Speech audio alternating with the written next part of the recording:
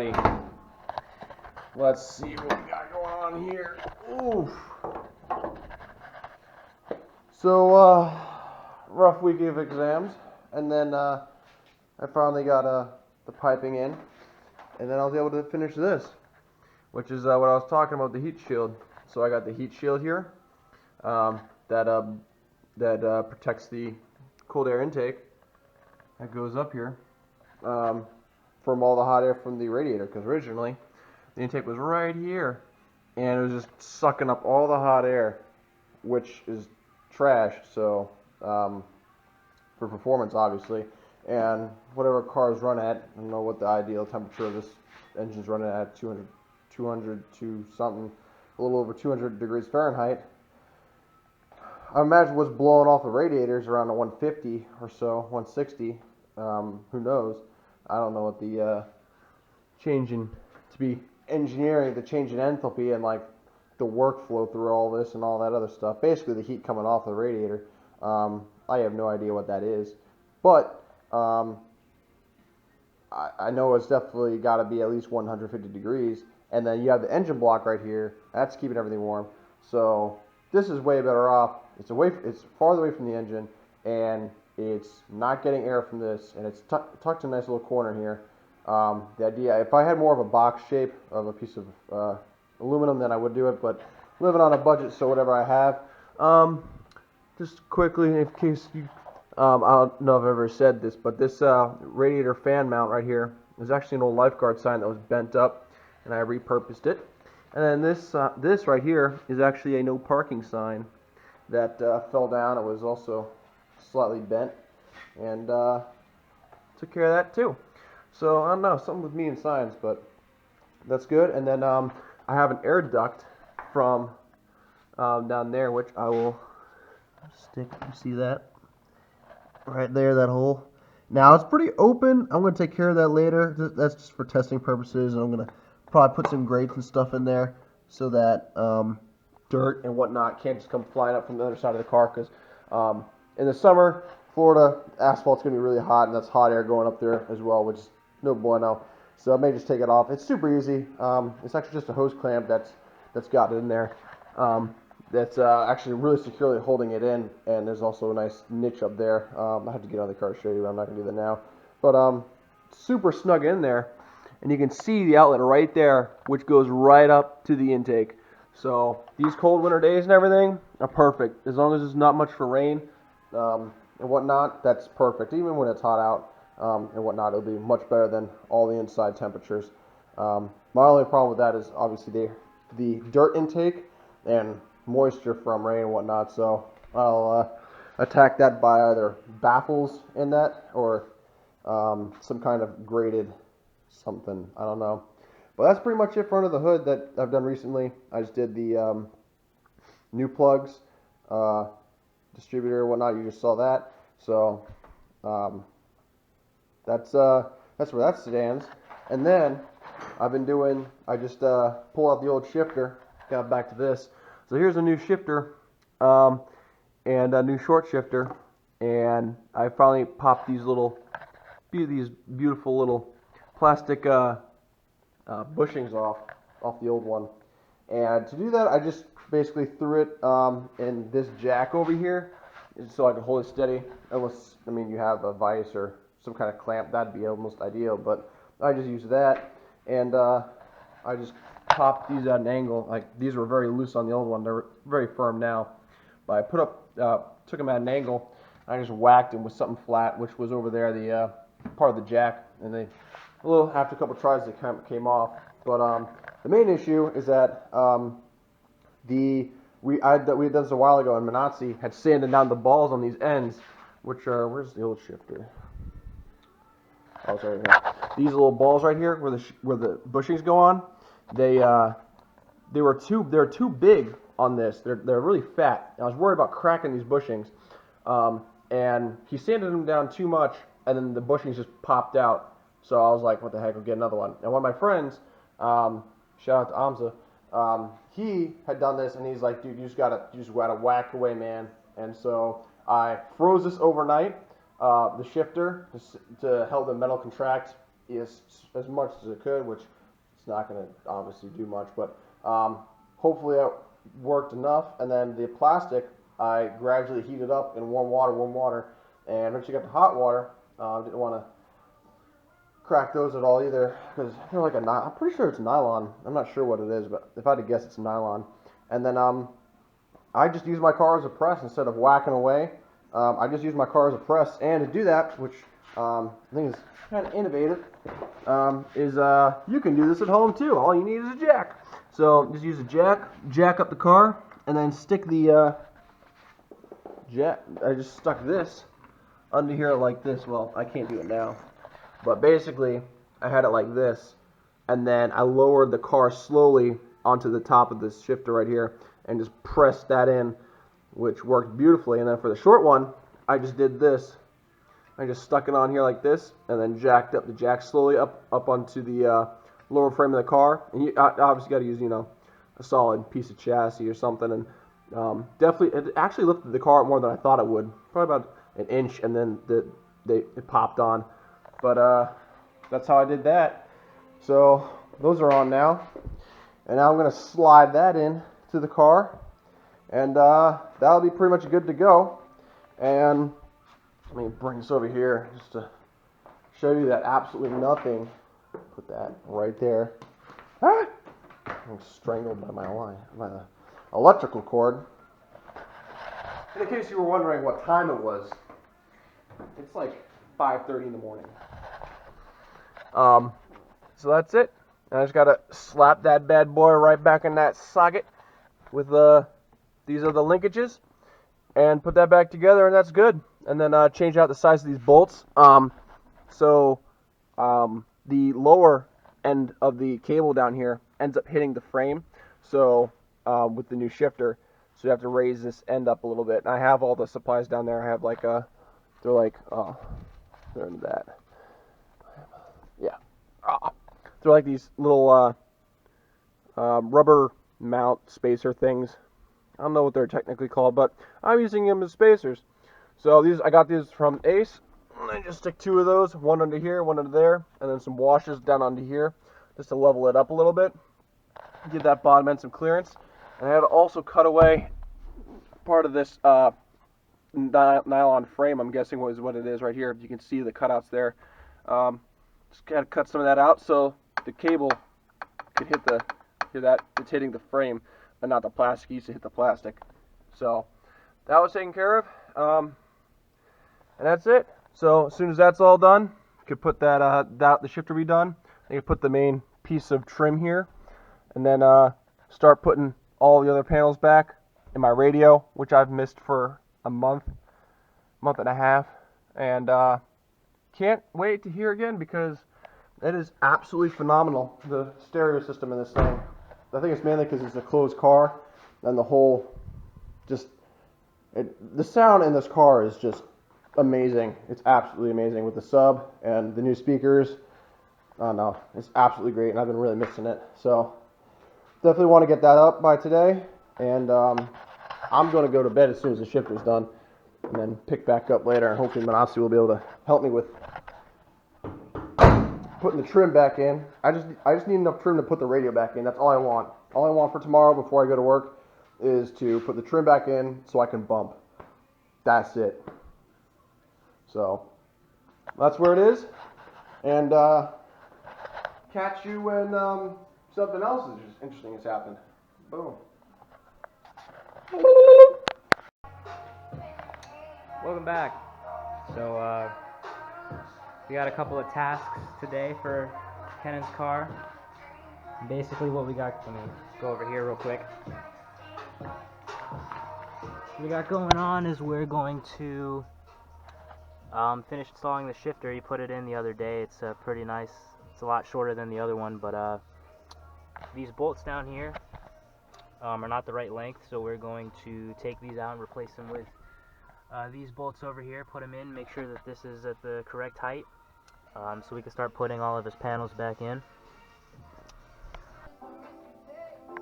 Alright, we're back, and I'm a little sick or congested or allergies or whatnot, so Not as sick as this whip. as you already know. So I finished. I didn't get a video of it because I was just kind of getting into it, and I totally forgot, to be honest. But this is a intake from a Honda that I got. So I bought this, and it was a two-piece setup. I think it was like for a '95 Honda Civic or whatever. But it's slightly smaller than my other diameter intake that I originally had, and I got it to fit to length, and stuck it over here. Have my heat shield so that the radiator the hot air from the radiator blows up by it and not at the intake. And I have Manasi would do me the pleasure of giving me some light down here. Oh, yeah. See that magical hole right there? That leads up right over here. Actually, can you shine that back down in the hole? That right there, you see the light, and that goes right up. Right up to the intake. Thank you. And so that way I get cool rushing air from the front of the car. It'd be nice and ideal to have it right here in the bumper, but right now I just have it down there because that'd be some gnarly piping to get it from the grill or in the bumper there.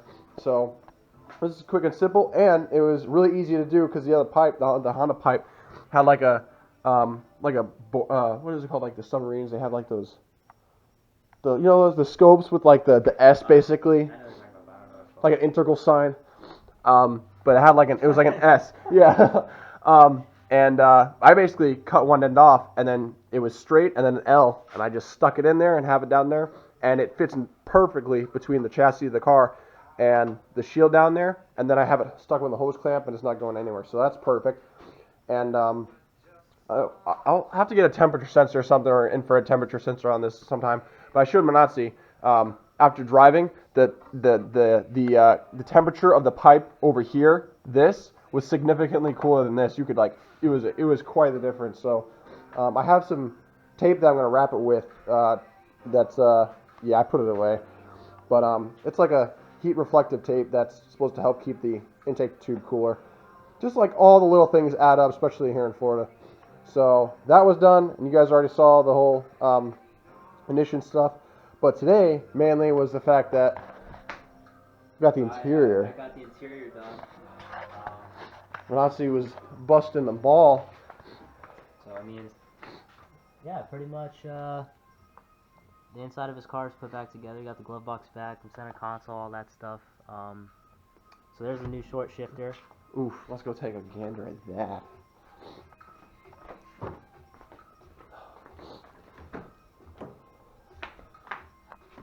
Oh. And then, yeah, the throws on this are ridiculous. Super smooth, super short. It's like the perfect shifter, honestly. I'm blown away. Not like the competition will be. Honestly. In 2 years, man, when it's turboed, and we're like, oh man, it's gonna be great. But it is a little far in first. This is like my kind of like racing position with the seat. Sick. My hair's probably a little messy because I had my hat on earlier, but whatever. So here's first. This is my usual like racing stance right here. So it is seconds perfect, third, but it is a little bit of a reach. But usually I'm not sitting back here the entire time either. I'm just sitting up a little bit, especially since I have a helmet and my head pokes through the roof. So this is not here. This is off, and my head is actually like up here. And so this is actually just fine, and it works great. So I had ordered a shift knob extension where it basically you screw it on and it moves it back, and then there's another rod where you put your shift knob on, so we can have it back here. But I was like, you know what, this is fine. After Nazi and I talking about it, and it feels really good. So first, second, third, fourth. And I wish I had it before. If I have a video clip of before, then I'll put it here, but I don't think I do. Also, fourth seems significantly shorter than all the rest of them. Yeah. Like, they're all short, but fourth is just like... I think it's just because it's straight down. It's just... Yeah. Literally nothing. Yeah. So, and I've been driving it for the past... Actually, today was like the main... No, yesterday was. I finished putting the short shifter in, and... I don't remember if I explained what happened, but the bushings, I had to sand them down a little bit on the outside so they fit into the cups for the shifter cables. That was just the tricky part, but I showed you how I pressed them in and everything onto the shifter and put it all together and it works great. So I'm actually like way more. Like I thought it was gonna be worse than this. I thought it was gonna be like super short, like little bits, but with the knob on it. I'm asking myself how it can get any better than that. I know. Oh man, so I just need to make a new knob. Excuse me. I made this knob out of a cedar tree, and then I'm gonna make another one. Just because I like this fitment. I don't know. I just thought it'd be cool to make my own, and then I'm gonna engrave some stuff on it and put epoxy on it. This is without epoxy. This is just a clear coat. And as you see, over a year and a half of use, it just got really dirty. So I was gonna sand it down and just like refurbish it, but I don't know if I'm gonna do that. Considering this fits on here really nice, and I need something to have on here to drive. It'd be nice too. So I don't really have any other decent shift knobs. I have another one, but it's just kind of cracked, so whatever. But that's for later. And then my dash is still apart, but I'm gonna put this together in a little bit and another day. But oh, and then one other thing, is the let me put my flippy flops on. As I started, we just threw down a bit of a primer on the tabs for the battery strap. Everything we learned in class coming to use again. Exactly, dude. You guys need math? Look at it. All the matrices, all that shit. It comes in handy. Volumetric flow rate. There you go. So, yeah, we just primed, put some paint primer on those, and I'll throw another coat on another 5 minutes, and then when it's dry tomorrow, I'll throw some black on and be good. So that way it doesn't rust, and I have rust holes and stuff by my exhaust and all that other goodness. So that's all. That'll be done soon. That'll be it. I can put the whole rear of the car back together. I can get my sub back. I've been driving this car for like a month and a half without any like. Honestly, where is it going? Sub. Yeah, well the sub will still fit right here. It just won't be it won't fit into it doesn't nestle in here. I originally wanted the battery over here, but this is the side where I am, so to keep the balance between me and the car 50-50, about the center axis of it, I wanted to put the battery over there, so that's what I did. So yeah, sub will go here. Maybe I'll keep it over here. Depends on how well it fits, but we'll see. But that's where it stands, and I've got 3 exams and a couple projects due this week. Manassi's pretty busy. Yeah, I'm pretty busy, but also I gotta Oh yeah. fix my car. Oh man. I can't drive it because it's leaking transmission fluid to the point where in like a 2-day span it's more than halfway gone. And how did we figure that out? We filled it up, and then it just started pouring out of the bottom of the car. So then we put a piece of cardboard under it, and the next day it was soaked. And I was like, yeah, that bottle of transmission fluid is just on the ground. Yep. So gotta fix that. I heard a myth about having to feed the environment a quart of manual transmission fluid a week or something about that. Yep. I'm glad you've been helping us with that. I have. Honestly, I was thinking about just skipping putting it in my car and just pouring it straight on the table. It just makes the process a lot easier and faster. Yeah, to be honest. But that was a drag, and we found out that because his car has a 2-liter capacity of transmission fluid, and we put in 1 whole quart, and I'm pretty sure that 1 whole full quart leaked out. So that means he's been running on a half a quart. Yeah, I've been running on like probably 40% full transmission fluid for like 3 months. And he's always wondered why, like, when he throws it in reverse, I can't. It grenades the transmission. It's like if I wish we had it on video, but I wouldn't subject it to another. I put it in reverse and the whole transmission just falls out of the bottom of the car. It's really bad. He's not even joking. It actually feels like it's gonna blow up. So what I'm hoping for, basically, I'm replacing the axle seal because he found the leak and that's where it's coming from. So if we replace that, hopefully it'll stop leaking and I can keep the fluid in the car where it's supposed to be, and then maybe I'll get reverse back because there'll be fluid to help with that transition. You already know. So that's tomorrow's project for me. He studies for his exams. Yep. So I'll be popping in and he'll be doing his thing. And you got your helmet for the event. Yep. And I just on the way. Yep. I ordered my helmet, so I'll be here within the next like 4 days for the racing event, and then we'll prep up this weekend. And I just got to do the only other thing I have left to do on this. Not about this weekend because we got Daytona 500. NASCAR fan. But the only thing I have left to do is set the timing and the oil pan gasket because it leaks so bad. I'll show that to you guys later. But it's ridiculous how much it leaks. It leaks like half a quart every fill up. It's not burning it at all. It just leaks it from the seeping from the outside of the pan gaskets. I found out that you're supposed to not use a cork gasket online. They were like, oh, you're supposed to use a form and place gasket like Twitter recommends, and so I'm gonna do that, and then hopefully that resolves the problem because you can just tell that's where the oil is coming from. It's just all around the oil pan. So that's it. So I just got to do that, change the oil, and then it's good. And the car's been running great. I put unleaded, no, not unleaded. Obviously, fuel is unleaded.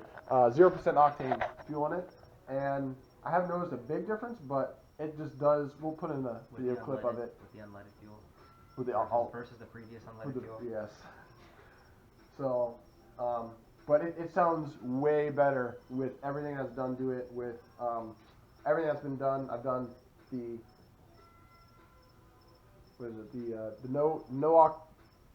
non-ethanol fuel.